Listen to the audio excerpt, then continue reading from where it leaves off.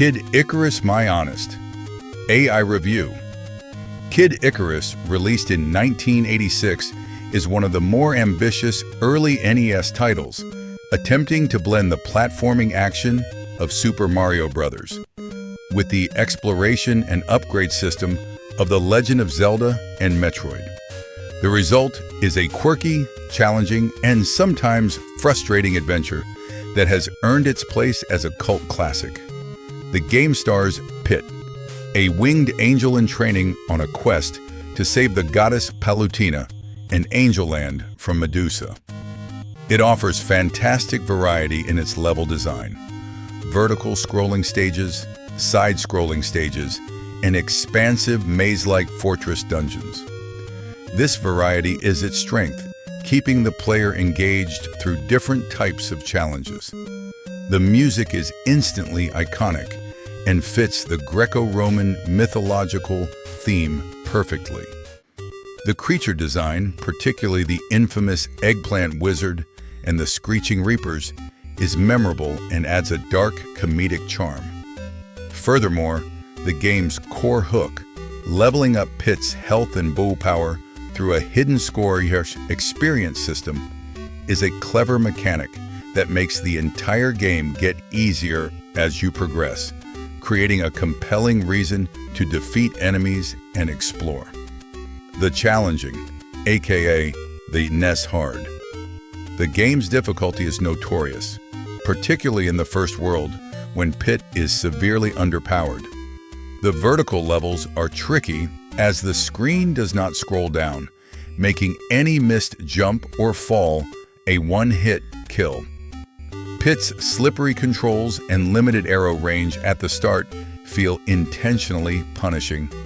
The dungeon mazes, while adding depth, are often frustrating without a map, and getting hit by an eggplant wizard forces a tedious backtrack to a hospital. This blend of tough platforming, hidden RPG mechanics, and cheap deaths is a hallmark of early unrefined NES design. Verdict: Kid Icarus is a flawed masterpiece. It's a hugely influential game with great ideas, unforgettable music, and charming visuals. But its initial brutal difficulty and some questionable design choices, like the non-scrolling death pits, prevent it from reaching the perfection of its sibling games, Metroid and Zelda. It's a classic that demands patience but rewards a player willing to learn its unique rules. Let's talk about a score breakdown in graphics, sound, gameplay, difficulty, and then give it a total score and rank in the end. Graphics, 7 out of 10. Very good for an early NES game. Diverse environments, colorful, and distinct enemy sprites. Slightly repetitive textures in the dungeons. Sound, 9 out of 10. Hip Tanaka's score is legendary. Iconic stage themes and a powerful, though repetitive, central motif. Sound effects are typical NES, but effective. Gameplay, 6 out of 10. High ambition with varied level types, vertical, horizontal, dungeons. However, the initial slippery controls and frustrating early game difficulty drag the score down. It improves significantly once Pit is powered up. Difficulty, 8 out of 10. Brutally difficult, especially at the start, a reverse difficulty curve. It's often considered NES hard, meaning it can feel cheap, but the challenge is part of the game's identity for those who seek it. Scored based on how well it achieves its challenging intent, not on player enjoyment of high difficulty.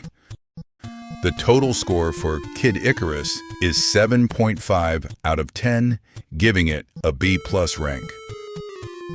Thanks for watching and listening to this review. It means a lot to talk about the video games I care for deeply. If you enjoy these kinds of videos, don't hesitate to hit that subscribe button. Until next time, stay honest.